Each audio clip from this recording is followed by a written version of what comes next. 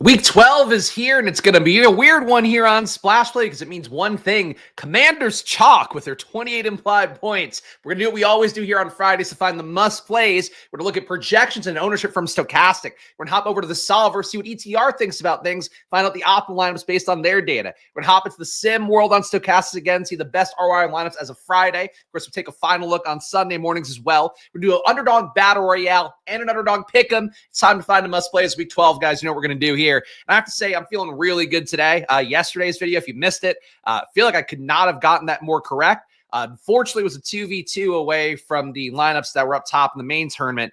Finished, I think, 330th or something, and like a 15-way chop. Top lineup, though, had Jerry Jeudy and Jalen Warren, and I had Najee Harris and Chris Boswell, so that was pretty tough. But Nick Chubb, captain, I told you guys yesterday, felt like a Nick Chubb game. It was a Nick Chubb game, and honestly, despite that being a low total, low-scoring game, that was a lot more fun. I also just got fucking bombed last night. Went to the beer store and they had the Trogs beers, the Mad Elf, and the whatever in like a variety pack. And I'm like, yeah, I'll get these. And I didn't realize that they were 11%. It's a little bit higher than the usual golden monkeys I'm having. Then, mixed in some stuff. Ended up ordering 7-Eleven at like fucking 11 o'clock. Don't tell the wife. Just like feeling like shit. But vibes are high. NBA was great too. So I'm on a little bit of a DFS heater. So don't put the fear of God in me now. Don't tail me now and ruin it for me. But hoping it'll be a good week, and let's see what we get here projection wise. So week 12, the main thing, and I didn't look at data in advance this week. I've been trying to kind of come up with my own takes on ownership and whatever before I see the ownership from the field. To me, Brian Robinson being the chalk was one thing I felt in my bones. He's not going to be as chalky, it looks like, based on the first run of ownership here from Stochastic. But Washington, because of that high total this week, match against Dallas, who we just saw on Monday Night Football, can't do shit. One of those situations where Commander's going to be chalk. And Jaden Daniels, I did see his ownership before the show. He's going to be really highly owned. Top projected player in the week, Jaden Daniels, a 23.9 projection at QB. 7K salary is pretty reasonable. He's going to get played a lot, which is unfortunate because I'm also going to play him a lot. Artillery Frost, yes, Artillery Frost. I think you're just here to get patted on the back. But Artillery Frost, if you saw in our VIP Discord, if you're a paying member here, of course, join down below for $4.99. Artillery Frost, one of the good guys, picked up 10K yesterday in the prime time of Palooza. So that's a really big win for him. Really tough tournament to win as well. He won with a lot of unique shit. So kudos to him getting creative for that one. Defeating the Houston receivers, I think is what I saw in his lineup. Took some of the players from yesterday's game. Judy hit. Who's the other one? Was it Calvin Austin? I think you had too. So really unique team. That's what you kind of need to do to win those tournaments. So kudos to Artillery Frost. And there is hope if you are playing those underdog tournaments of all sizes. Other top projected players for the main slate on the week. Joe Mixon, 8K salary for him. I figured he'd be chalk following up on what he did on Monday Night Football. Another soft matchup on paper against Tennessee, or at least not a difficult team on the other side. Mixon's got one of the best workloads in football. I'm okay with him at 8K here. But Joe Mixon the spot. I don't know that I want to pay 8K for him. The ceiling, certainly a question mark, even though we just saw him have the monster win against Dallas. That's against Dallas. Tennessee, a tougher team overall. Tennessee, I'm going to pull up some numbers here. We will, of course, go game by game on the premium video after this one, looking at my data sheet. But Tennessee, man, 15.5 implied points for them. That is brutal. I mean, honestly, not bad pass defense in terms of this matchup here for CJ Stroud. 0.03 EPA per dropback, 0.03 EPA per pass. Negative 0.09 EPA per rush, though, would worry me a little bit. In the red zone, it is a positive EPA. So maybe I'm worried about Mixon more than I should be. Tennessee's defense is just not like one that I think is soft. They do stuff to run 26% of the time, which is one of the better marks in the league. Tackle for loss, 16.2% of the time, one of the best marks in the league. So that would be my concern point for Mixon, really, is that he's kind of facing a defense that's not going to get their dicks kicked in quite like the Cowboys do. But hey, I get chasing it here. Projection just feels a little bit high, but game script should fit him. Devon Achane going to be probably very chalky this week versus New England. 22.5 projected for him. He'll be the third highest projected guy to $7,500 salary, according to Stochastic. The salary part is not according to Stochastic. The projection is. Christian McCaffrey, 21.5 for him. The workload for him in the red zone still not looking that good. He's up to now 2 intended red zone touches a game, 0.5 inside the 10-yard line. For comparison's sake, though, Jordan Macy, even with him coming out the last few games, getting some work behind CMC now, is going to drop his average down. Mason's still averaging 3.5 inside of red zone touches a game and 1.9 inside the 10-yard line. So there's something about CMC's role that's not quite one-to-one with what it was in the past. I said this last week when he was going to be mega chalk, getting away from him, and it being one of the key things I did for my lineups last week. So McCaffrey, again, this week is mega chalk. Facing Green Bay, competitive spot. Maybe see some more checkdowns in the pass game for him. Getting targeted 22% of the time in the pass game, target per out run rate. I don't know that he's like a smash play at 8,500. I would rather take Mixon. It's going to sound crazy, but like, I don't love Mixon at 8K. I would prefer Achane at 7,500, I think, than CMC at 8,500. If he's going to be chalk again, I don't think that's a move for me. And Mahomes, never a move for me, even against Carolina. 6,800 is the salary for him. A 19.9 projection. Obviously, they get whatever they want against Carolina, but it's probably not going to be through the air that much. Position by position, top projected players. Quick look here at the top fives. Jaden, number 1, just talked about him. Mahomes, number 2. Geno, number 3 at 19.8 and a $5,700 salary. Match against Arizona should be competitive as well. Was a pick 'em earlier in the week. Where are we at now? Still a pick 'em. Still a pick 'em for Seattle and Arizona, which means I have to update this part to see their totals.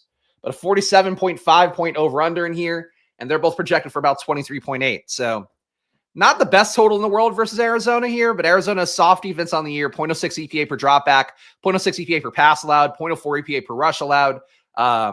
They defend the deep ball fairly well with only a 0.02 EPA there, which would be towards the lower end of the league, but a 0.21 EPA under 20 air yards, so you can kind of gash them to death underneath.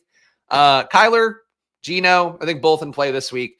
Geno, though, that's a nice price tag, and the JSN usage has been really encouraging. It makes it a little bit easier for that. What? I don't care about fucking Tristan Wirfs. When have I ever cared about a lineman being in or out? It doesn't matter that much. Again, I can't tell you enough. That's Football Outsiders. The only thing that Aaron Schatz would change DVOA for is a QB being out. And even then, that was not something that would always be the case if it's like a mid-tier QB, because like a mid-tier QB to another mid-tier QB, or, lower tier QB to his backup doesn't matter that much. An offensive lineman could not care less. Kyler Murray, number 4, 17.99 projection, 18 flat. Baker Mayfield is 17.8 projection for him, facing the Giants as well. Again, if you're going to worry about an offensive lineman, maybe not against the Giants as well. Would be one way to do that. The Baker, fine here, top 5 projected guy. I like, honestly, the guy who intrigues me as a concept. We'll talk about it, I'm sure, later on. Tommy DeVito going against, and this is not the Italian thing. Again, I found out now I'm more Asian than I realized. That makes me slightly less Italian as a result from Luca's DNA test. That said, Tommy DeVito, I'm not supporting because of the Italian thing. He's 4K. He's 4K, and they're facing the Bucs, who's a dog shit defense. Can't defend anybody in the pass game. DeVito himself is not good, but last year did have at least one near 300-yard game against the Commanders. He was only feeding Darius Slayton, who's the only player available. Now you have Malik Neighbors. And I think there's a reason, too, with Dable and, frankly, the front office, too. Joe Shane coaching for their jobs, / front officing for their jobs, politicking at this point for their jobs. They have to get DeVito some success. I think the way they do that is showing that DeVito can feed Malik Neighbors and give him that 40% target share and make it actually matter. So I think for DeVito at a 4K salary, just pair him with Neighbors, pair him with Slayton. We saw that hit before. Slayton back from his concussion protocol. Even though I worry that, I wouldn't worry. I hope that Slayton's routes come down a little bit for Jalen Hyatt, because fucking end of the year, it doesn't matter. Let's play some Jalen Hyatt too. But I think for the Giants, DeVito at a 4K salary, he's a starter facing one of the worst pass defenses in football. I don't think he should be unplayed. But anyway, he's not a top 5 projected guy, not even close to it, obviously. If Tommy DeVito were a top 5 projected guy, I would really worry for the state of football. So I think where I would be. Your top 5 projected RBs, Joe Mixon, we saw him, 22.7 fantasy points. Achane, 22.5 for him. McCaffrey, 21.5. Kenneth Walker, 18.01 is your number 4 RB at a $6,900 salary. Jahmyr Gibbs, number 5 at 16.9 projection going against Indianapolis. Honestly, the kind of game where Gibbs could go off and nobody will be on him at all. Obviously, Gibbs predicting those spots where he does erupt. He kind of needs the long touchdowns to hit for him. Hard to expect it, but when I see these projections, it's a little unusual for Gibbs. It always does come to mind, especially coming off of week 2 where Montgomery just went nuts. Maybe a little bit of value going to Gibbs here. The Lions seem to find a way to balance that stuff out more than I think people are catching on. This week, like honestly, with JMO and Amon-Ra going off last week, it's like it's going to be a good Amon-Ra situation this week, but maybe they try to get Laporta going. Maybe they try to get Gibbs going. I think they want everybody to be feeling good based on the fact they really share touchdowns more on this team in Detroit than anybody else in the world seems to. Top projected receivers right now, the saddest thing to look out. We have anybody over 20 this week? No, we don't. Amon-Ra St. Brown, your top projected receiver against Indianapolis. Soft pass defense. We talked enough about them throughout the year. A team you generally want to target. Honestly, with AR looking good on the other side as well, I think the Colts keep that competitive. So Amon-Ra, I think a decent bet in this game. Honestly, let me see. Do I feel like it's a JMO game again? JMO is better without Sam Laporta, but that doesn't preclude him, obviously, from having good games with Laporta in. Indianapolis doesn't defend downfield that well. 17.5 yards per pass and throws to 20-plus air yards. Touchdown rate's a little bit low, but a 0.44 EPA is soft enough. It's not like a guaranteed matchup here that they should crush. But Amon-Ra should see a lot of zone coverage. So they play zone on Indianapolis 64% of the time and a very low man defense rate at 14%. As a result, you should see Amon-Ra getting his 31% target route run rate, which he gets versus zone a little bit more. Everybody else in Detroit gets less targets versus zone. So Amon-Ra matchup, I guess. And again, I didn't look that closely at it yet. My game theory thought was Laporta. But Amon-Ra at this price tag, he works. Jefferson, totally contrarian here. I actually took an under in the fantasy points prop column, which I should always link in the chat, and I will do that in a moment here. Basically, so they had Justin Jefferson at fantasy points. Their data has him projected for 5.5 catches, I think, this week. His market line is 6.5. So if you want to take that bet, that was theoretically a mathematically solid one. And here you go. Here's your week 12 prop betting column for me if you want to check it out. Use the code SPAGS25 if you want to get access to it because it is a paywalled column, unfortunately. But check it out for yourself at Fantasy Points. Great site, great data as well if you want a different version of some of the data that I look at. But Jefferson at this point, I feel like after a lot of dud weeks, I think him going off against the toughest defense he's going to face on paper for Chicago would not be the most shocking thing in the world. I'm just like waiting for the Jefferson breakout game. I'm not sure if that's me just having I wouldn't even say it's take lock. Just I respect Justin Jefferson a lot. I'm a Justin Jefferson respecter, and he hasn't been that great this year. And I think a lot of it's on Sam Darnold. But the targets are still there. I was actually trying to pour over his numbers to find to make a case against him yesterday in that article, because that's sort of what the prop betting article is. It's like I look at lines, I see, oh, this line looks okay. Then I kind of write up the data case for why I would take the bet or not take the bet. Really couldn't make a great case to not take a Justin Jefferson bet. Even the matchup, too, based on a Fantasy Points wide receiver coverage matchup tool, which kind of looks at how much the teams play different coverages, like cover 1, cover 2, cover 3, and how much that should benefit the receiver based on how they perform against those coverages. Jefferson actually has a slightly positive matchup, even though it being technically a bad matchup on paper against Chicago. So Jefferson, I just think nobody's going to play him this week. He hasn't a ceiling spot this year. Everybody's going to go into other games with higher totals. And I think on that level, Jefferson's a good play. With what he's done in the year, he's not. So that's sort of the trade-off of Jefferson. Tyreek Hill, I still don't want to be there. I've mentioned it enough times. The workload is just not what it was in the past. You are still paying kind of a previous Tyreek payload for him at $7,200 salary, but he's the number 3 projected receiver on the week, 16.9. Nico Collins quietly has a good match against Tennessee as well. He's one of the levers against Joe Mixon with a 16.6 projection. Tennessee struggles against the kind of coverage that Nico does well with. I think I wrote him up in that column as well. Let me see what some of the stats were that I used for him. They pull up a lot here. So Nico Collins, I took at the 100 plus receiving yards as my bet this week. Got that at plus 205 on FanDuel. And let's see. Separation score looks good for him. Top 10 in separation score. He's also had a 3.6 yard per route run rate, which is tops in the league amongst receivers with 100 routes or more. Same for his receiving yards per game. I think Nico, people are going to be thrown off a little bit by him busting on Monday night, not having the big run out where he basically played half the routes. In week 2 here in a match against Tennessee that I think Tennessee hangs around, even though Houston should be the better team, because Houston didn't even boat race Dallas. So I don't know they're going to boat race Tennessee. I would say is at least a more competent team, even if they're kind of the same trajectory of dog shit that Dallas is. So Nico in the spot here where you get a situation where you could add him on top. So Joe Mixon, maybe play a game where Houston just puts up a lot of points with those two guys. Take him instead of Joe Mixon and hope that he gets the touchdowns, doesn't fall down inside the 5-yard line. I think Nico's a really important play on the slate for that reason. So I'm spending a little more time talking about him because the matchup is better than it seems. There was one where I was kind of like, Tennessee, I don't know that I want to go there. But their data does support, Fantasy Points data does support going there a little bit more, and I think there's a game theory logic to it. CeeDee Lamb, a 16.2 projection. That's sort of your bring back for the Washington stuff. The price tag's low enough. We saw him just put up shy of 20 fantasy points. The main concern here is does Dallas start getting their dicks kicked in again, and the CeeDee Lamb start getting a little bit sulky and then get pulled from the game. That's sort of the trade-off here. At that price tag, though, and I'd rather have him than Tyreek Hill, I think, at the same price tag. Feels kind of hot takey to say that, but I think they're still going to get force-fed targets. It's just not going to be a good team. Jerry Jones thinks Dallas needs to win games. He's really fucking an idiot. But they're coaching to win games. That's why they won't put in Trey Lance. So you don't take out CeeDee Lamb. You keep feeding CeeDee Lamb if you think you can win games, even if you're just wrong. And this Washington secondary still not good, even if they have Lattimore in. Lattimore's not the same Lattimore that's been in the past. I think that CeeDee Lamb is a good play this week, and he would be, wouldn't say my favorite receiver, but a good receiver if you're doing Washington stuff alongside of him. And worth noting as well, Malik Neighbors, we talked about that Tommy DeVito stack, 14.7 projection, and Terry McLaurin, who's going to be a key part of Jaden Daniels' builds, I'm sure, a 14.5 projection for him. Salary is not the best, but it's come down a little bit at 6,800. Top projected tight ends on the week, the sexiest position here. We got Kelsey, number one, going against Carolina. He can score the touchdowns, as we saw last week. Even in a key high leverage matchup, you can still see him not get targets, and you see Noah Gray do some shit. It's kind of weird. Feels like this is a get well spot against Carolina. Again, they could do whatever they want against this team. I'm just not sold that it goes through Kelsey, especially if you're getting Pacheco back this week. Kelsey on the year, 1.4 red zone targets a game. That's decent. 8 targets a game. That's pretty. I mean, for a tight end, it's really good.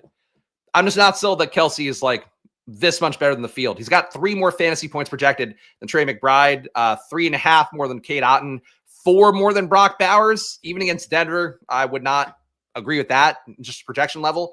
So Kelsey to me looks a little bit overprojected because of a soft matchup. Fine enough play, though, at 5,800. Trey McBride, 5,600. Again, a lot less projected. He'll be a lot less chalky, though, because his Kelsey projection is a lot easier to get to. Cade Otton gets Mike Evans back, so he won't just be the only one having to get open. That's going to help him out a lot. Giants D also not very good. How do they defend tight end? Giants have limited targets at tight end. This is one thing yesterday that got me off David Njoku that ended up being important. I saw that the Steelers basically just don't allow tight end targets at like the highest rate in the league, or one of the highest rates in the league. Same thing for the Giants here. Under a 10% rate of targets allowed to tight ends, they do allow efficiency, though. Anyway, yeah, for Cade Otton, I think still a good play. It should look a little better with Mike Evans, but he's not the lock play he was when there was nobody else to catch the ball. Brock Bowers, high price tag for him. Tough to pay up to be contrarian for this spot. Not crazy value to get to this week, so I don't know that it's a Brock Bowers week, but he's been showing off against everybody. He's not going to get the toughest coverage here because he's going to be playing a lot of tight end, being moved around the formation. Sometimes targets out of the backfield even. So for Brock Bowers, interesting play, but hard to pay that price. And Kittle coming back in. Tough spot against Green Bay. Tough price tag at 6K. You're really concentrated this week on the quote-unquote elite tight ends, and I'm happy to take cheaper tight ends. Happy to take another shot at Jonnu Smith, I think, as a lever against a chalky Devon Achane. Sort of what I'm thinking about tight end this week, but we'll see what we get. And lastly, defenses. Obviously don't care that much about this in general, let alone this time of the week, but we'll figure out what we get so far. Texans defense looks like the top projected one right now, 9.8 fantasy points at a $3,600 salary. A little bit tough to pay that one, but Will Levis is not good, and the defense for Houston is pretty good. They didn't create crazy production against Cooper Rush, but they did get a touchdown in that game. So it might throw people, honestly, even more onto the Texans than they would be normally, because the box score is going to look good when they look at previous Texans results. Dolphins D, $3,100 salary going against Drake May. Drake May's been playing clean, but can be prone to some mistakes. 8.7 projection for there. Certainly could take some sacks, if nothing else. Not a high total for New England either. Chiefs D, 8.5 fantasy points, $3,900 salary. Pretty tough. Carolina's been competent. I mean, the Chiefs should be on the war path. I mean, trying to really kick their ass this week, you would think. That said, no guarantee they get touchdowns or anything, and honestly, no guarantee for the Chiefs they really get sacks. But $3,900, a tough price tag to pay anyway, even if they were guaranteed to be doing that. Vikings, 8.3 fantasy points, $3,400 salary, and Buccaneers, 3,300, 8.2, going against Tommy DeVito. That's fine enough. Your value one that's probably been coming in a lot of lineups is going to be the Bears going against Minnesota. Darnold, not that impressive. Bears D creates pressure, and they're 2,500, so I don't hate that. Does give you more leverage if you were to play Jefferson, though, because that defense will probably come in a lot based on lineup builds. Let's go to ownership next. Of course, all this data I'm showing you on screen, the various tools I'll show you as well, available with links in the description, including Stochastic, 15% off, one of the main ways to support the show. You can join below for $4.99, but frankly, probably gets you more stuff and makes me more money. If you go and click that link for Stochastic down below, get 15% off. It's the best deal they have going. One of the things that helps me out as an affiliate is that is the best deal they have going. It's for data, for all their Sims tools. If you want to get a package with every Sim for every sport, that also gets 15% off. So check it out. I'll link it in the description for Stochastic and go support the show and yourself and your DFS play. They are a key part of every process I have, no matter what sport I'm using. Devon Achane, your top projected player this week, or in terms of ownership, 42% ownership going his way. Let me share this tab. Travis Kelce, 30% ownership going his way. So he's number 2. So very clearly defined chalk here. No issue with Achane, but when you see that much ownership and there's good other RB plays, there's certainly ways you can move around it. Joe Mixon, your number 3 guy, 23% ownership going his way. Would not be shocked if it's a little bit higher. Joe Mixon just went off on national TV. People this week have heard how Joe Mixon is the number 1 RB in football based on points per game. I think people chase that a little bit more in a matchup against Tennessee, that they'd expect him to get a lot of work. So for Mixon, I don't know. I think Mixon gets in the 30s, would be my guess. Christian McCaffrey, I think people keep chasing him. I don't know that he goes up. 20% feels about right to me. And Jaden Daniels at number 5, 20% ownership going his way, which is a lot for a QB. It's a smash spot on paper, though we know what we've heard or what we've seen in the last few weeks. Jaden running less, Jaden passing less. The one thing that would be the coverage for it, if you want to go chase Jaden, like I will in some amount of lineups, I don't care how chalky it is. I want to be there for the week if Jaden does explode. That said, they didn't have practice with him the last few weeks. He was limited in practices. Didn't have enough time on the field. That's what their excuse has been for the performance lately. There is the stuff floating around out there too about Cliff Kingsbury being worse in the second half of seasons. That frankly wouldn't shock me either. I felt like this Commanders team was playing above their head the entire year. I think they're playing well, but I do think they were playing above their head. So they're not going to come down to earth, I don't think, against Dallas. Like, I don't see how they possibly lose this game, but I do think Jaden at 20% is pretty aggressive when the RBs do a lot more, and the RBs can put up, like Brian Robinson I took in the fantasy points column this week for a bet, and took him in real life as well. Brian Robinson 2+ TDs is, where is he at? Plus 410 is what I got it at yesterday. There was also plus 475 for first touchdown. Robinson himself for an anytime touchdown was minus 145. So, like, the production can flow here. Eckler can catch a screen and for a touchdown. Jaden throws some touchdowns to other people that are just bullshit and don't actually have big days. So Jaden stacks could be a trap this week, and let's see what happens. People might play him naked too, and I think that would be a mistake as well. Because if they're not playing him in stacks, play him in a stack, this Washington chalk is going to really fuck with me for the entire weekend. So I feel about it. Other guys' ownership to point out, Keyshawn Butte again is a value play, 14% projected. I don't think people will chase that as much as they did last week. I said it wasn't a good play last week. It wasn't. It's still probably not a good play, but he getting one deep shot. Just don't play him when he's chalk is normally how I'd feel about it. Cortland Sutton versus Vegas, the only Denver receiver who really matters. Troy Fleckman got a TD last week, though, so I don't know. There's like a guarantee Sutton gets all the receiving production. Devon Valley's been looking okay, too. But Sutton here, 15% ownership, under 6K. I get the logic. Where's Hopkins? Hopkins is at 10%. Hopkins to me feels like fantastic leverage against Travis Kelce. I mean, Hopkins can put up a 2-touchdown day here. Wouldn't shock me at all. So Hopkins, $5,400 salary here. I don't know that he's going to be that low owned, but I think it's an interesting play, given how much higher Kelce's going to be. Like, this is a lot. 30% Kelce is a lot of Kelce, given the fact that he regularly touchdowns flow away from him. Like, he can absolutely break the slate as chalk or as an under or low owned play, but like, it's a pretty big discrepancy between their two top receivers. Juwan Jennings, 13%. Been the best receiver for the Niners by a pretty wide margin this year. JSN, 11%. Good new role for him, 6,300. I would keep chasing that in some amount of lineups. Jefferson, 11%. I don't think he's going to be that high against Chicago, but so the projection is. McLaurin at 7%. That feels very low if Jaden's going to be at 20%. Take the shot that, honestly, McLaurin and Robinson and a Jaden build, that's where the production flows. Ertz has been good as well, or good enough. He's at a different price point than a lot of the chalk tight ends. There are ways to stack Washington. Doesn't seem like the field's going to do it based on this ownership, though. Brock Bowers, 7% if you want to chase his big days. AR, 6%. He can absolutely, again, break the slate against Detroit. A lot more RPOs were introduced last week. They were finally letting him run and letting that be the thing that creates value for him, which is really important. They're not trying to bubble wrap him because they realize if they do that, his career's going to go the wrong way. So AR, I think, was a new man here. I would listen to ETR if you want to listen to the Adam Levitan, Evan Silva show. They talk about that a lot more depth. There's been some articles about this week that I've read too, but basically for AR, just a different usage for him that makes him a whole new man. And 5,600 going against Detroit, kind of the same situation as Tennessee a couple weeks ago. They'll throw everything against the wall to try to make that work and score some points against Detroit because you have to. So AR, that's sneaky. Christian Watson, 5% ownership after a 150-yard week, $5,200 salary. Hard to predict when anybody's going to go off in Green Bay, but that's that. And Tommy DeVito at his 4K salary, 4% ownership. I will take some shots on that. Probably will take one in the Millie Maker as well, just because that's too cheap for a QB and it can make a lineup work really well as a result. Nothing else that interesting here. DeAndre Swift against Minnesota, been banged up this week, but should be able to go. 2% ownership for him. Troy Franklin, 1% ownership. Probably still wouldn't play him. All right, there we go. That's that. Let's go to the solver next. See some optimal lineups using ETR's data.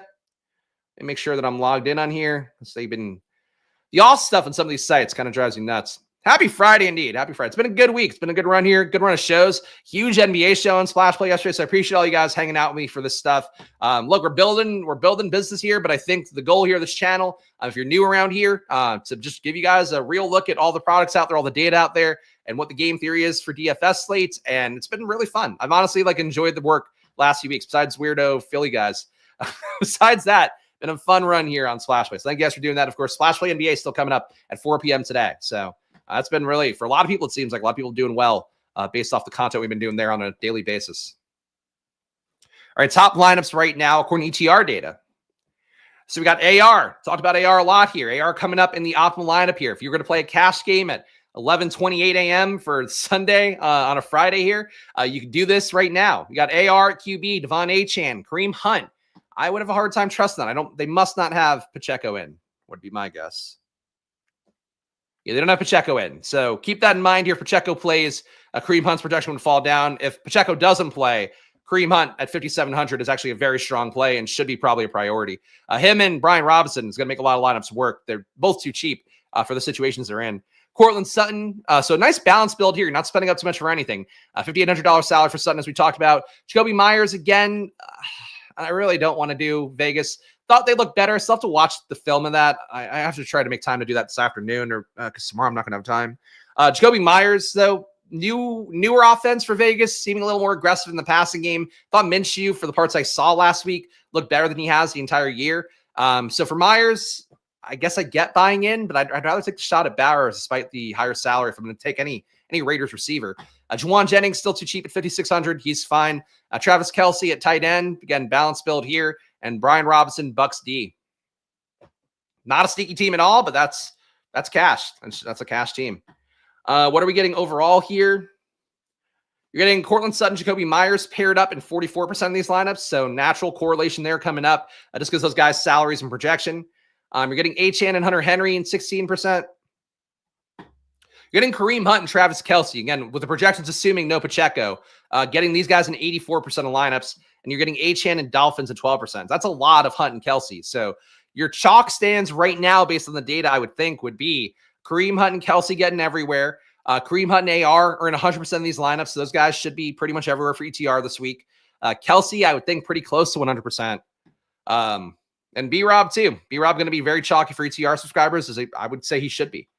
Let's see. Do we have Sims? We do have Sims. All right, let's build a 150 set, and we'll see what the solver has for top ROI lineups right now. We go main slate boosts, and let's do 3 unique players just to get a different look. All right, we're going to build 250 lineups here real fast. Put on the variants as well.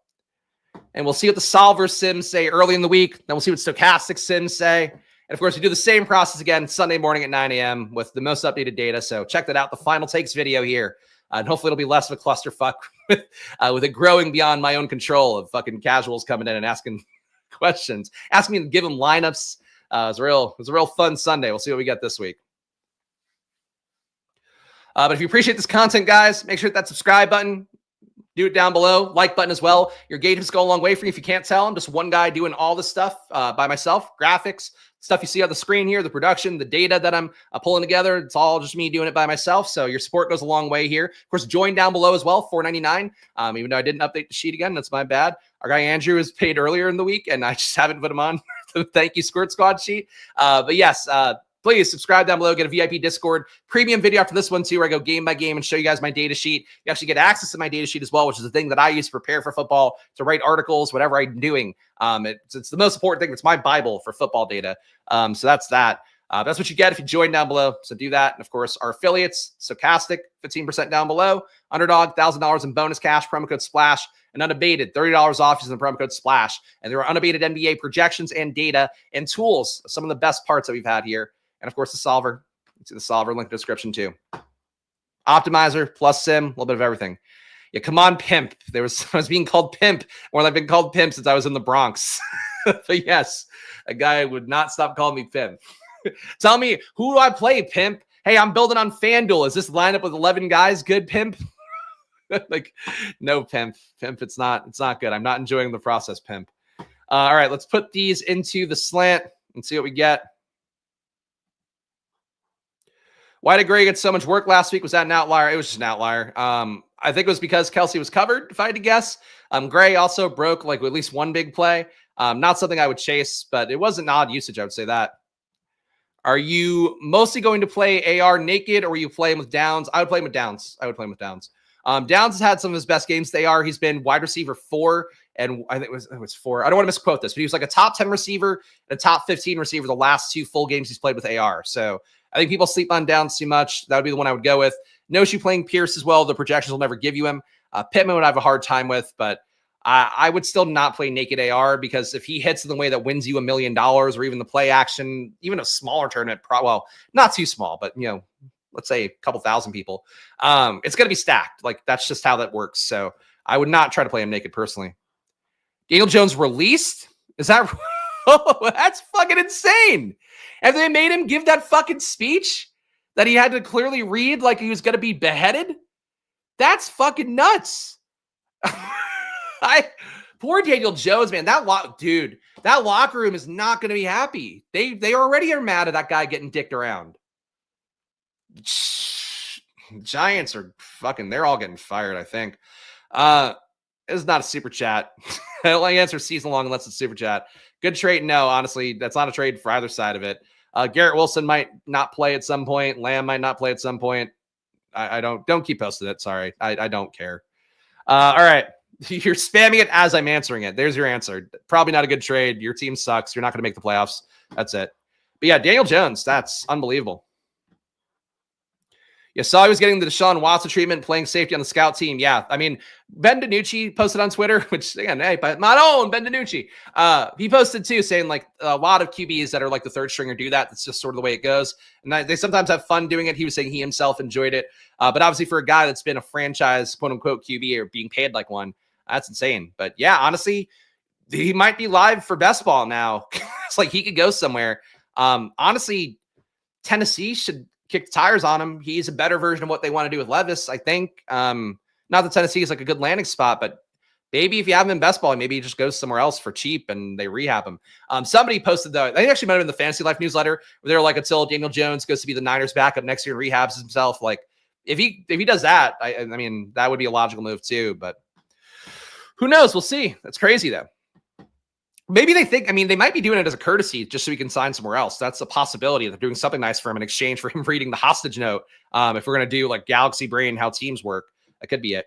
Your top ROI lineup right now, according to ETR, though, getting back on track here. We got Tua, Kareem. Oh, Dallas. I mean, Dallas could use him. Dallas, anything to be an upgrade now. Tua Tagovailoa, Kareem Hunt, Brian Robinson Jr. We got CeeDee Lamb, Tyreek Hill, Jalen Waddle, Jonnu Smith, Ramondre Stevenson, and Seahawks D. Am I streaming playoff basketball drafts? Not yet. My brain's not there. Yeah, I don't know. I'm not sure how deep I'm being playoff basketball this year because it's not the most enjoyable process to me, but we'll see. I certainly know how to do it. I just don't. I'm so in a good DFS flow right now. Maybe on Wednesdays I'll start doing them, but we'll see. AR, Brian Robinson Jr., number 2 ROI lineup. Bucky Irving. Hard to trust Bucky Irving with them being seemingly more committed in some of the Coach Speak Index quotes this week about giving Sean Tucker some touches. Anything that kind of throws a wrench into that equation makes me a little bit worried. Happy to have Bucky Irving in best ball and DFS. He's just not been a click I want to make very often when everybody's available in that backfield. But Bucky coming in this lineup with Ridley, Josh Downs, Juwan Jennings, Travis Kelce, Kenneth Walker, and Bucks D. Number 3 lineup. Bucks D, by the way, getting more valid here with stuff like this. That team, they're at the risk of the team rebelling against the coaching staff if you do shit like that to Daniel Jones, who just had public support from these guys this week. They've talked publicly about how he's still the best QB here. Like Lawrence was talking about that as well, how he's like his friend and how that's not right what they're doing to him. And then you cut the guy unless because it's like, oh, you're giving him freedom to go to another team. And even still, I think the Giants might really fucking tank this week. Anyway, that's neither here nor there. AR, your number 3 ROI lineup. AR again, Anthony Richardson with Kareem Hunt, Brian Robinson Jr., Amon-Ra St. Brown, Cortland Sutton, Romeo Dobbs, Travis Kelce, Bucky Irving, and Broncos D. Number 4 team, Geno Smith, Pollard. I would not play Tony Pollard if you gave me money. Kareem Hunt, Tyreek Hill, Demario Douglas. Of course, fucking Tony Pollard's going to win $1 million this week. Demario Douglas, DK Metcalf, Johnny Smith, Kenneth Walker, Vikings D. Another Geno lineup at number 5, Geno, Pollard, Hunt, Nico Collins. I should be pulling up this part. Cortland Sutton, JSN, Sam Laporta, Brian Robinson Jr., and Broncos D. Your best Drake May lineup here at number 6. Drake May with Pollard, no thank you. Kareem Hunt, Butte, Tyreek Hill, Deebo Samuel, Hunter Henry, McCaffrey, Bucks. I mean, Pollard, I guess, getting the concentrated workload because Tyjae Spears is going to be out again. But, like, what is it fucking worth at this point? And Houston's D is good enough as well. Not like we saw old bowling ball full of knives. Rico Dowd will have a good day against Houston on Monday. I don't know why you'd go to Pollard here. The Washington stacks, you got Jaden Daniels with Kareem Hunt, Brian Robinson, Noah Brown instead of McLaurin, Jacoby Myers, DK Metcalf, TJ Hawkinson, McCaffrey, Dolphins D. This one you got Jaden with Hunt, Connor, McLaurin, Brown, JSN, Kelsey, Henry, Texans. I mean, look, if Pacheco's out, it seems like ETR is going to force feed you Kareem Hunt like crazy. Kareem Hunt would be the best play on the slate if Pacheco's out, it looks like, based off his price tag and ETR's data. Cooper Rush lineup here. Cooper Rush with Hunt, Brian Robinson Jr., Keenan Allen, CeeDee Lamb, Juwan Jennings, Hunter Henry, McCaffrey, Bucks D. Bo Nix lineup again with Hunt and Brian Robinson. Hunt and Brian Robinson are it, man. Just paying down for that, I think, is the move. Ridley, Sutton, Juwan Jennings, Dalton Schultz, McCaffrey, Bucks D. Nothing too crazy, but the Pollard stuff is crazy. I guess that's the one thing I would not. No, thank you on that one. All right, let's go to Stochastic next. See if they got something to hit a battle royale and a pick them as well. Let me go over here. All right, we're going to build 10,000 lineups, have them compete 10,000 times here. We'll see what another elite site does with their data and sims, and we'll get you guys a read here. And, of course, try to build around it. Follow your hearts. Don't take lineups off the screen. It's never really a wise thing to do, but use it to inform how you'd approach building your own lineups. That's what I would suggest for this content piece. And, of course, getting 15% off at Stochastic. I also really would encourage that. Anyway, the thing I was surprised by getting the late night 7-Eleven yesterday, they're pre-prepared foods. And I don't know if it's because, like, the Japanese owners are starting to change things. So I got a bunch of taco sticks, and they had, like, these fucking bullshit quesadillas that are not quesadillas. They're kind of like wrapped tacos, chicken tacos. It was all really good. Like, I was, like, surprised. I haven't had a 7-Eleven taquito in a while. Probably since I was, well, actually, no.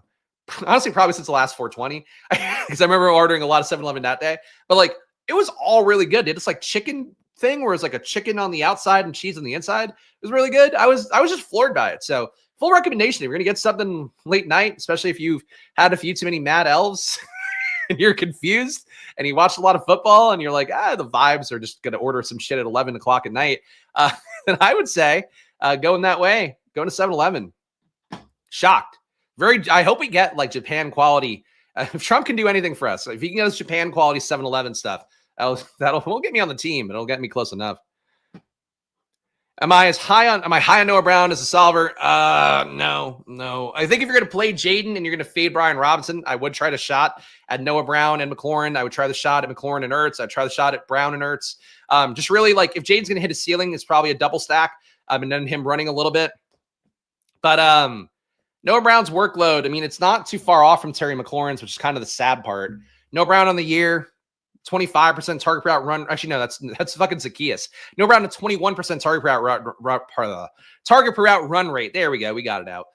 Terry McLaurin, 22.6%, and Zacchaeus, 24.6%, but obviously running a lot less routes. So it does kind of match up with what I've seen watching every Commanders game, where it's like Zacchaeus gets more targets than he probably should, but isn't out there a ton. Noah Brown's out there a ton, but doesn't get as many targets as he should. And certainly for McLaurin, I think he gets probably 4 less targets than he should. He's getting 6 a game. He should be getting fucking 10. Wawa's good too, but it doesn't have, like, fun snacks. You either have to get, like, a bowl of stuff or a hoagie. I just wasn't feeling it. I wanted taquitos. And I got taquitos, baby. I got taquitos out the fucking ass. I got too many taquitos. You're opening the first ever Japan stuff. Oh, okay. So it's not open yet. Man. I hope that's fucking sick, man. Japan, God, I watch so many Japan food videos. It's really one of my, like, there's a Japan Eat YouTube channel. I think I mentioned a few times. It does YouTube shorts. My favorite YouTube shorts is the Japan Eat channel. Guy makes great content.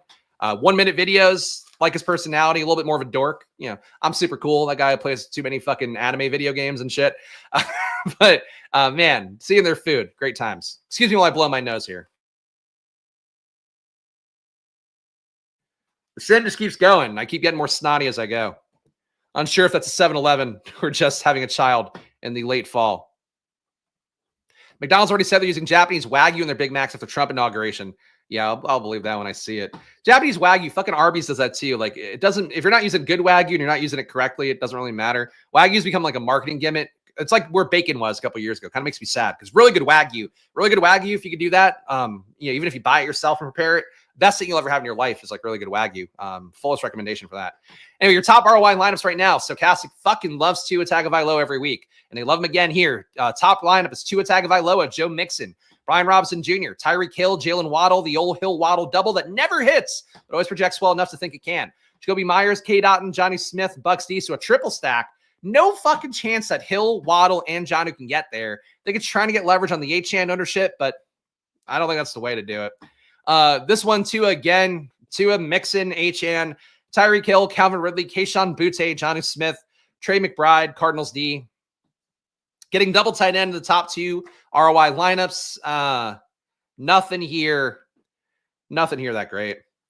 I've had it before. I've had really good, I don't know the level of these things, but I had really good at Barclay Prime here in Philly, where they have a special kind of Wagyu that isn't available anywhere else in the US. And it was one of the best things I've eaten in my life. That too, and they have like a fancy, I've mentioned before on the show, they have a fancy cheesesteak. It's like a $100 cheesesteak where you get this really fancy Wagyu cheesesteak meat, in addition to like a bottle of Dom Perignon. And that was also really sick. So if you're in the Philly area, I would say Barclay Prime was one of the better steak / fancy food experiences I've had. And the Wagyu being amongst that. I had a Morimoto too. It was really good there.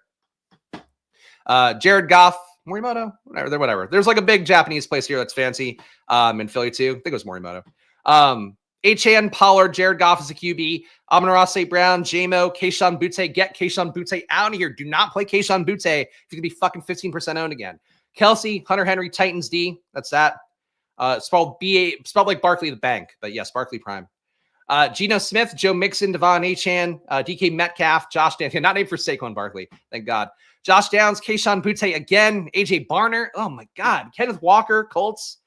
I get Barner coming along for the ride with Geno Smith, but Kayshon Boutte coming along for everything. No, thank you.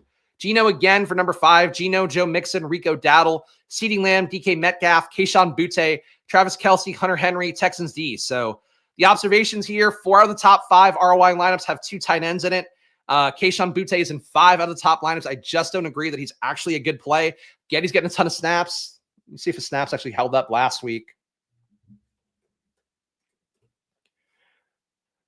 He's up to 73 snaps. That's a lot of snaps. I get he's playing a lot of snaps. He's not a target earner though. Like, so he can hit, but like you just don't want his 73 snaps when he's going to be 15% owned. That's not the way to play guys like this. We're kind of boom bust like that. So play Henry over him. Also, I think his name is pronounced Booty. The announcers keep saying it. When he was coming in, I'm pretty sure people were pronouncing it Boutte. So I'm not sure what happened here. But I might be saying Boutte and making it sound pretentious when he is, in fact, calling himself Booty. Top 150 lineups here. Let's look at the overalls. Player ROIs. Highest ROI guy is fucking Kayshon Boutte / Boutte. 300. I just don't want this. But 24% ROI for Kayshon Boutte. AJ Barner at his $3,200 price tag, 19% ROI for him. I would guess that the salary just works well from lineups, and pairing it with Boutte probably makes it work even better. Dowdle, 15% ROI versus Washington. If Washington were to somehow lose, Dowdle could get there. Dowdle was losing work in the second half versus the Texans to Zeke and Deuce Vaughn. So I'm not sure that the quote-unquote lead back role for Dallas, A, was ever valuable. B, that it's actually there for him as much as it seems. Jalen Waddle, 15% ROI.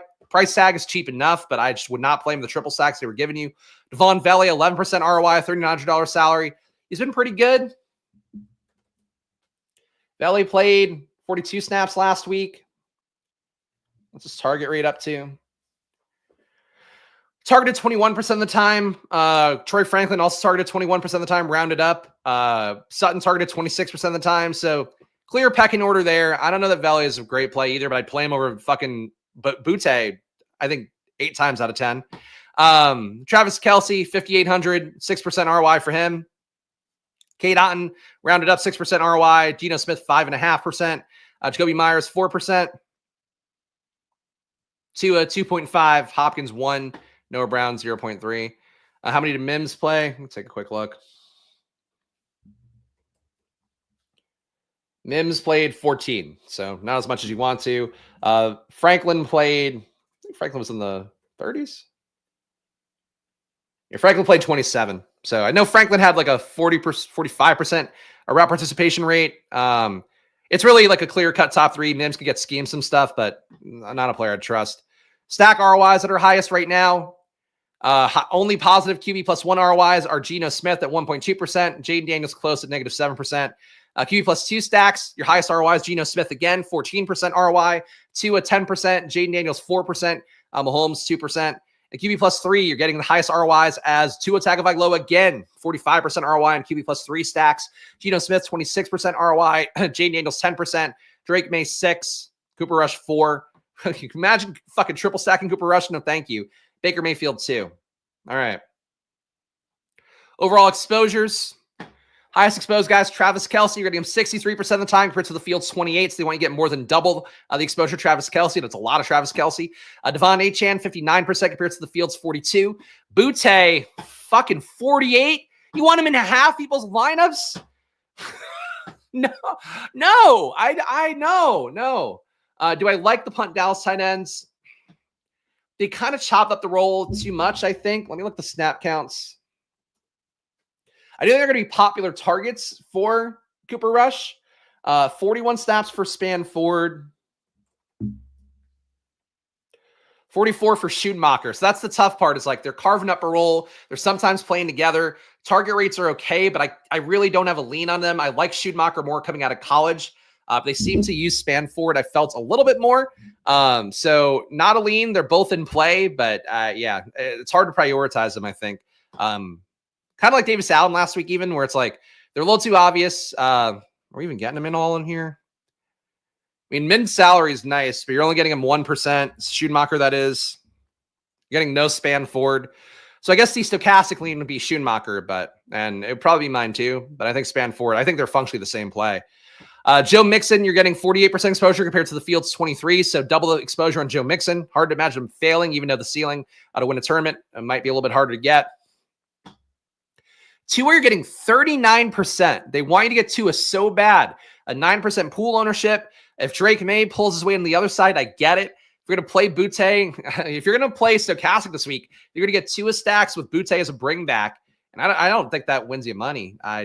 Maybe it does. I've been wrong about this before. I poo-pooed when they were putting Tucker Kraft in early. There's one other one I feel like they had. I've gotten a lot of them right too that I poo-pooed. But I'm shitting on this. I'm shitting on the Miami. Like, I don't want a fucking lineup set of all Miami stacks with guys who never hit together, who haven't hit together in a while. And then my bring back is Kayshon Butte, who's running 70 routes and not doing anything. I don't get it, man. I don't like these builds. Rico Dowdle, 36% compared to 13. How is he going to hit? You're taking him more than Brian Robinson? That's stupid. I'm yelling at the Sims today. Old man yells at Sims. Tyreek Hill, 34% compared to 12% for the field. Jacoby Myers, 31 compared to 17. Waddle, 25 compared to 6. Maybe this is just because I didn't look at ownership numbers all week and I didn't get like ownership pilled by it. But like, I don't agree with this stuff. I get the price tags and why they would be appealing, but Geno Smith, 25% exposure compared to 14. Johnny, 25 compared to 10. Getting a lot of Dolphins. DeAndre Hopkins, there we go. I'll agree with that. 23 compared to 9. Oof. All right. Let's handle the lineup, guys. It's not going to look good in the sim ROI based on that because I'm not building that shit. Let's go 35% to first here. That might not be accurate, but whatever. I didn't look at what the contest size was before this. All right. Well, I think we know what it's got to be here, right? Let's see how we build a Jaden build that feels pretty good to me. Jaden, we're going with it. Hard to fade Brian Robinson as well for this spot. Yeah, we talked about that already. Green check mark. You're so late. Somebody broke it early. It was Justin broke it really early. So, but yes, sad news. Weird one. Might be because they're giving him a shot at another team. Would be my guess, but think it might really affect the Giants negatively. Was kind of the summary of what we talked about. I mean, Brian Robinson, hard for me to not have him in a lineup this week. Price tag's too low. I think he scores 2 touchdowns this week. Certainly impossible the screen game to get there. You could probably get more direct correlation from a Jaden Daniels, Austin Eckler kind of build. And I'd be okay with that as well. But I'd take Brian Robinson here and I feel okay about it. I think McLaurin has to be part of this as well. If we're going to see Jaden Daniels hit his true upside, it has to come with one receiver having an outlier day. It could be Ertz. It could be Noah Brown. But I think McLaurin, after the really quiet last week, I think this is one of those correction spots where you can get whatever you want against Dallas, and you should use that time period and that opportunity to get Terry McLaurin right if you are a serious team. So McLaurin at 7.3% ownership. I will take that shot every time. Talked about like Nico Collins. I think I do like him enough to put him in here. I do like the contrarian Justin Jefferson. I do like the very high total for Amon-Ra, what I expect to be a competitive game against AR going on the other side. But I don't know if I want to pay that price tag. Nico, I could save a little bit of money. I mean, is Nico really going to do it? Honestly, with how RB's been looking, I'm okay just playing Mixon. So let's do that side. Not out on Nico. I will certainly play him in some lineups where I don't have Mixon. I'm okay playing him lineups with Mixon as well. But at RB, I just don't have a really strong lean for anybody. And I think Mixon giving me 2 touchdowns against a dog shit team, maybe getting me to 100 yards. I could live with that being enough here because I think everything else around him will be unique here. Noah Brown being savings would not be a bad thing at this point, but we do have a lot of touchdowns kind of accounted for with these guys. And Noah Brown putting up a tournament winning outlier day is a little bit tough to expect. So I'm going to avoid that for now. What should I go down to? Very nice chat here by Joanne. Just subscribe. Thank you for your information that you give us. I appreciate that. I mean, look, same information I use for myself. People ask me sometimes on here, like, and kindly too, like, hey, can you do FanDuel stuff? And it's like, I don't play FanDuel and I don't like talking about things where I don't have my own money on the line. So everything you're getting from me is stuff that I will be doing with my own money and the process that I bring to hopefully make that work as well as possible. But you guys know how it is. Let's look at tight end. So I want to get a read on how much money I can have left in receiver spots. Bowers, would love to play him. Don't think we'd fit at that price tag. We saw the Kelsey ownership. That's going to be a lot. I mean, I think if I'm going to play somebody and make this a double stack and just play Washington putting up 40 points, I think I would go Zach Ertz here. He's 3,800. We need some savings. He'll be 12% owned, though. That's a lot. Tavian Sanders, playable, I think. Schultz, probably not playable, really.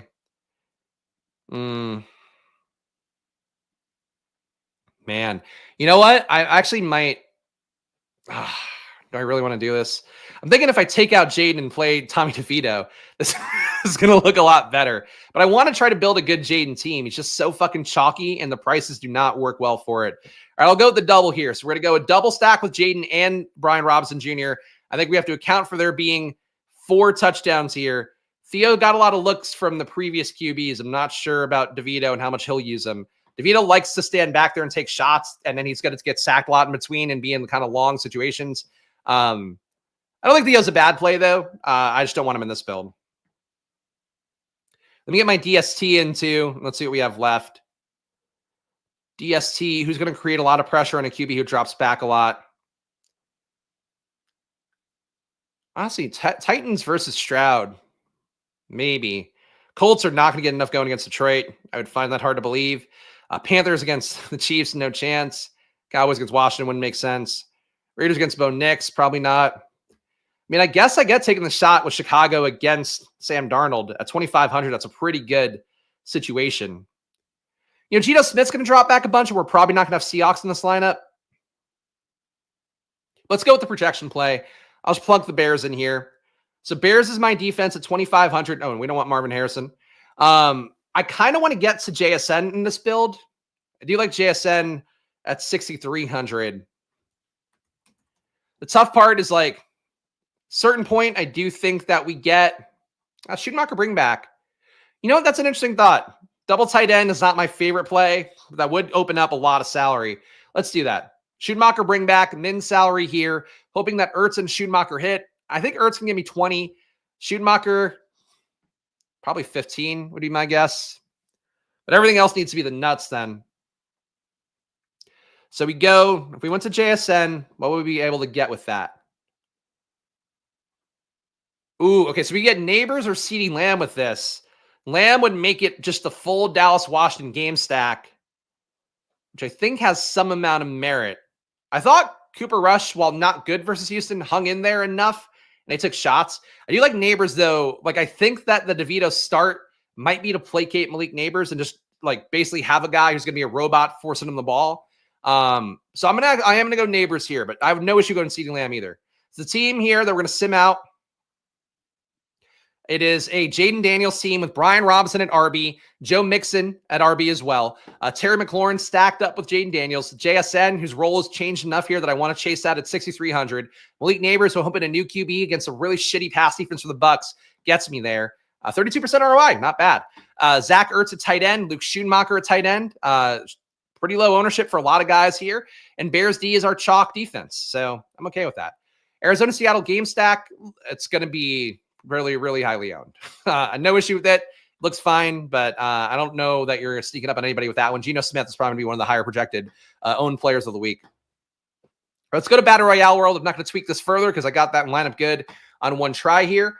Underdog time here. For some reason, it doesn't update with the money I have in my account. So I had to do a little top off for these fucking Battle Royales. It's Battle Royales that I put in one entry. You put in one entry in a Battle Royale, guys. You can win it all. I also think that you are now competing against so many 150 maxers or people putting in 50 to 100 that have learned a lot over the last year that putting one entry in a battle royale is not a lot of fun. That said, we're going to have some fun putting one entry in a battle royale here. 40K to first. We'll see what we get. Trying to build unique combos here is always the goal in battle royales, and we'll see what we can do with that one. Of course, Underdog, $1,000 in bonus cash. If you do not join me for the DFS part of the basketball part of the year, you're only here for DFS. Play an Underdog with me. Use that promo code SPLASH if you haven't deposited before. A great site and one that I would fully love to get you on, get you in. We'll see what we get here.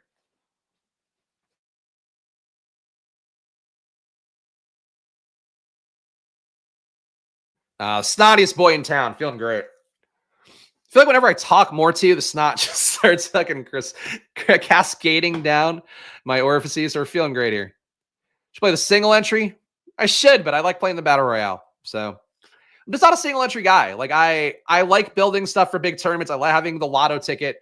That's how I've won before in the past. Pretty much every tournament, like the tournaments I've won a lot of money in, including the biggest wins up to 60K. Has been me putting in 5 to 10 entries, sometimes 20, but I like building just unique portions of lineups, having a shot at the biggest payout. But you're right. If you're a responsible gambler, single entries, good thing. I just play for entertainment. And and the biggest upside, which is entertainment too. Christian McCaffrey is your number one here. Underdog people just flock to the fucking old guy who they don't even look at the projections. They look at the underdog projection. That's it. Like McCaffrey is the number 3 projected RB on the week, according to Stochastic, and yet they're just going, we got to take him 101. There's always some flaws in battle royales, the top pick. They were jamming fucking Saquon and Derrick Henry every week, which worked out sometimes, but did also fail a few times. And we get Mixon, who's currently the actual top projected play, so I can live with that. Mixon normally going at the spot anyway. We're not going to get unique at this spot. We'll take Mixon. Good, hard to imagine Mixon failing, which for a battle royale, you need the nuts, but at RB, you also just need a guy to give you like 20 to 25. So we have that one guy now. And I have no issue with Achane, and I have no real issue with McCaffrey. I just think McCaffrey, people are just putting on the blinders for what he's been doing so far results-wise. And frankly, touch-wise. The red zone thing is like so big, and people miss that one very often. All right, Mooncat. Took a bunch of receivers here. Yeah, I think I know what we have to do. What are you going to do, Amari? Don't you fuck me, Amari. Don't you fuck me, Amari. I'm only going to have one Battle Royale team. Maybe 2 if I get frisky over the weekend. Honestly, fucking have to go to a kid's birthday party tomorrow, too, so I'm not going to I'm not going to be getting that frisky. What is Amari going to do? Don't do it. Don't make the click. All right. Jaden Daniels on this team. How can we be mad at it? Get the QB out of the way. I'm building him nothing else, a Battle Royale team with the guys that I want to play this week. So Jaden Daniels, Joe Mixon to start here. Don't think we're getting crazy unique with that. But to me, I have that one, and I feel pretty good about it.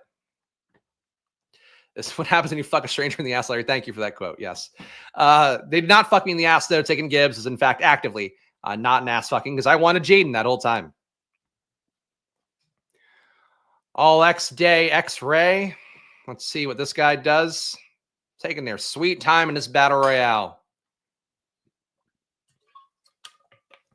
Real Southern Island time Battle Royale here. Everybody soaks up the whole clock. Makes me wait. Love that for me. Yeah, I have a lot of takes on Battle Royales, though. I really think that I think the regulars are ruining Battle Royales and ruining their appeal to casual people, which honestly is the same thing as any DFS format, so I get it. But like really, you cannot, I personally believe, you cannot currently build terribly unique teams that actually have enough upside because people are building those combos 150 times over and doing it with a lot of knowledge. And I think it's harder than ever for a casual person to come in and be good at this stuff. Those are my main beliefs that I've seen so far. This year, Terry McLaurin, I think, has to be the pick for me. Trying to squeeze in Neighbors with it would not be crazy either. This guy's got 2 receivers already. He's probably not going to take a third, though. Let's see what happens. Let's see what happens. Can we kick McLaurin? I'm taking Neighbors. Saw me put Neighbors in the hand build. I like him as a play who gets fed this week. I wonder if I should have taken McLaurin and let them make the decision on Neighbors or not. But we're going to go this way. We're going to hope that we get McLaurin back. And if not, I'll go Zach Ertz for this build. So I can live with it either way.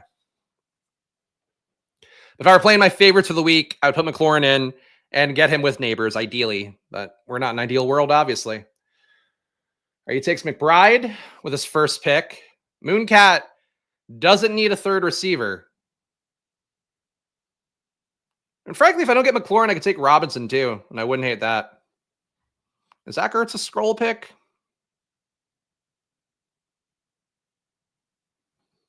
He took Brian Robinson. Zach Ertz is a scroll down pick, so he would fit the criteria to get more unique here.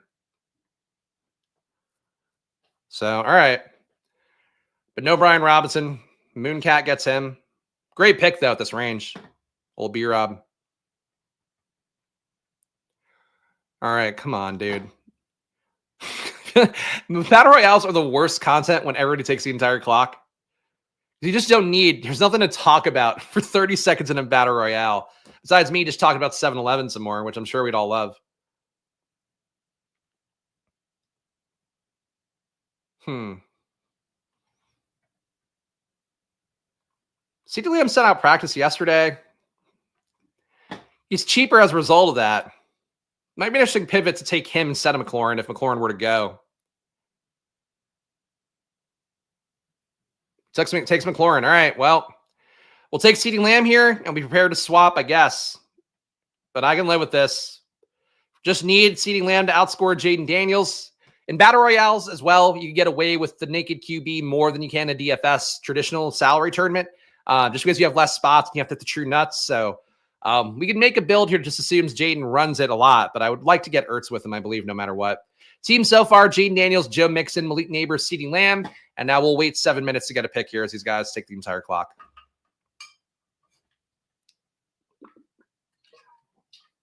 Shout out Captain James. He did not soak it all up. Thank you, Captain James. You're a hero. This guy, though. This guy's going to take it down. Running it like an offense, trying to get out of a game. All right, here we go. Maybe they can hear me somehow. Somehow. Maybe they know that I'm streaming. They saw my name. They're like, oh, what are those guys saying about my teams? Oh, we're just complaining about me milking the entire clock. Yeah, Battle Royales with regulars, all the red badges, like playing chess against somebody at a park without a timer. I hate this content so much. I hate just sitting here. I just want to get my clicks and get out of the fucking way. BR with your stacking will probably be fun. Probably very minus EV. Yeah, I'm not going to put in that many entries on a Battle Royale. Kittle hanging around. Nah. I think it's just time to scroll down now. Honestly, Kittle, though. Kittle, not a bad pick. Nothing here screaming to me. I'm going to scroll down for my first pick here. Go to Zach Ertz because I think we're pretty chalky right now. The Lamb pick over McLaurin, I think, will get us more unique here because I imagine a lot of the Jaden teams end up taking McLaurin to that spot. That said, I think if they don't take McLaurin, they're probably taking the guys I took. So we're going to scroll down to Ertz, and I would like to get one more RB in here. All day X-ray means he takes all day on the clock. Okay, well, there you go. That probably does check out. Austin Eckler paired with this wouldn't be bad. Get some leverage on B-Rob. Try to capture the screen game. Honestly, I think that works. A Jaden double without the core guys. Trying to capture that production. Chuba Hubbard, people knocking him down because of fear of Jonathan Brooks. Chuba's lines still look pretty good, though, in terms of the rushing props out there. Tyron Tracy, yeah. Tyron Tracy, not a bad pick.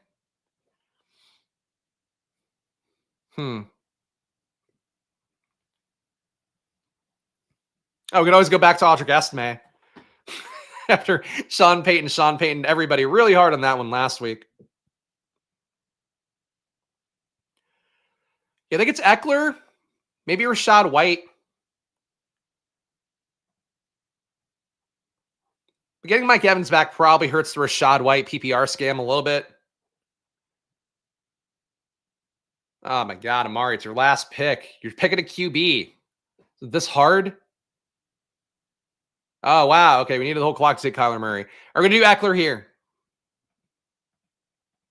I think this ended up more interesting than I would have thought. In terms of at least the game logic here, if Washington does hit at that 28 total. So 1-2-2-1 build here, as most battle royales are going to be. Jaden Daniels, Joe Mixon, Austin Eckler, Malik Neighbors, CeeDee Lamb here. Hopefully Lamb goes. If not, we'll swap him. Zach Ertz at tight end. So stacked up Jaden with Eckler and Ertz, which I think will be a unique combo. Going Noah Brown to be the one way to really scroll down. How deep is Noah Brown down here? Noah Brown 36. Hard to play him over everybody else. But honestly, I guess if CeeDee Lamb went out, I might consider swapping to Noah Brown. So that's the Underdog Battle Royale team. Can I do a stack with Richardson? I'm not going to do that here. But Downs, just stack it with Downs. That's that. Pick 'em slip up next. You're already at 1 hour and 5. I got to do a premium video next. So unfortunately, not going to happen today. On Sunday, though, I do look at every QB's highest ROI stacks for DraftKings. So that'll be coming up on Sunday morning at 9 a.m. if you want to see every QB. Going game by game on Sunday for the final takes video. All right, players I like the most this week. Joe Mixon. Would like him if we could get a touchdown. Can't get those markets for myself for some reason. I'll go higher for rushing yards for Joe Mixon. Rushing and receiving feels a little bit better just given the matchup. You can get a few checkdowns, but I don't know that I want to give up that many yards for rushing and receiving props. So we'll go 87.5 rushing and receiving for that one. Brian Robinson Jr., another one. Took his prop line. Oh, his prop line's up already. It was 62.5 yesterday. Because I took that one that I got from Fantasy Points. It's at 70.5 higher here. I'll go higher for Brian Robinson again. 70.5 rushing yards. I think he dominates the ball. Do like the 2 touchdown bet more than his yardage bets, just because that can get weird in terms of other guys. It can get weird for the touchdowns too, to be honest. But I think Brian Robinson punches in 2 touchdowns this week. Feel pretty steadfast about that. So that's one of those plays for me. Of course, it's some similar shit. For what it's worth, last week, I know our guy Matthew did tail the pick'em, I think besides like one pick, and did hit for himself. So but doing okay with pick'ems. I just, on a Commanders week, you might get a little more fucked by my biases here. And otherwise, I'm not going to try to juice these at all. I'm going to go higher for Terry McLaurin on 57.5. Again, just like this game script for Washington, Dallas. I think it works out well. Let me see what we get for Jaden as well. I think Pacheco plays Cream Hunt. Rushing attempts, interesting. I think Pacheco is closer to playing than he's been at any point. I'd be scared about it. That said, I certainly would not have an issue playing Kareem Hunt if Pacheco were not to play. But I think Pacheco plays, and I think right now, everything we saw today, like Kareem Hunt looks like one of the best plays in the slate, which I just don't think ends up that way because of Pacheco playing. So yeah, I think he plays, but I don't have a strong lean on it. He's practicing though, so I don't know. I would tend to think they don't hold him out, but who knows? If you're going to hold him out against Carolina, I guess, and give Kareem Hunt one more swan song game. But I'd rather get Pacheco going against Carolina than a tougher matchup coming up. All right, so 1.5 passing TDs is kind of tough. Do I expect them to rush enough for this? I think it's another hard one to bank on. I think I feel the best about the passing TDs because I think they're going to take this week to try to get that going more. Yeah, it's not how teams do things. They could do it that way, but I think more likely you just want to get him success early on because you need him to be running full steam down the home stretch here, get the team where they want to go. But yeah, it's a short week it's not a short week for Pacheco though, because he's been around for weeks starting to ramp up practice. I don't know. It could go either way though, but I would tend to think he plays. I'm going to go Jaden for 1.5 passing yards, I guess.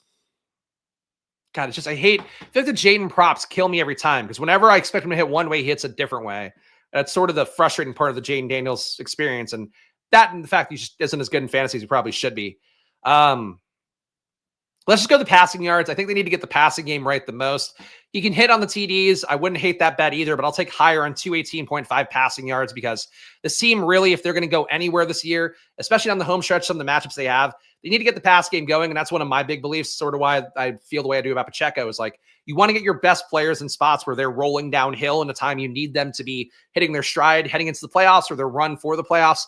For Jaden, with how he's played the last few weeks, having a few weeks of practice, I think they're going to get some pass game kind of work for him. And still, you'll see touchdowns come in the run game, but I think they just sling it a little bit more than they would normally. What else do I have this week? I did take a Cooper Rush completions line before. Let's go to Nico. I still think Nico, I did take the 100+ receiving yards. I like that bet generally. I'll take a lower rung one. What are they for DeVito? Beat him 176.5. He can pass that. I'm going to compare that to what they have for Nico, because I think Nico's lines are going to be a little bit harder to hit. It's 74.5 receiving yards, 25.5 longest reception. I mean, I took him 100 plus for primary sports books, so I could do 74.5 here if you want to change that one. But for this one, I will actually go Tommy DeVito. I think that this line here of 176.5 passing yards, given the matchup, the talent he has around him, I would be pretty okay with it. Of course, I can't place this bet in PA, but my pick'em slip here, Joe Mixon, Joe Mixon, higher, 87.5 rushing yards. We got Brian Robinson Jr., higher, 70.5 rushing yards. Terry McLaurin, higher, 57.5 receiving yards. Jane Daniels, higher, 218.5 passing yards. And Tommy DeVito, higher on 176.5 passing yards to be the pick'em slip that I would love to place in Pennsylvania. Confirm it. And I can't do pick'em. One day it's just going to appear and be like, oh, did something fucking pass?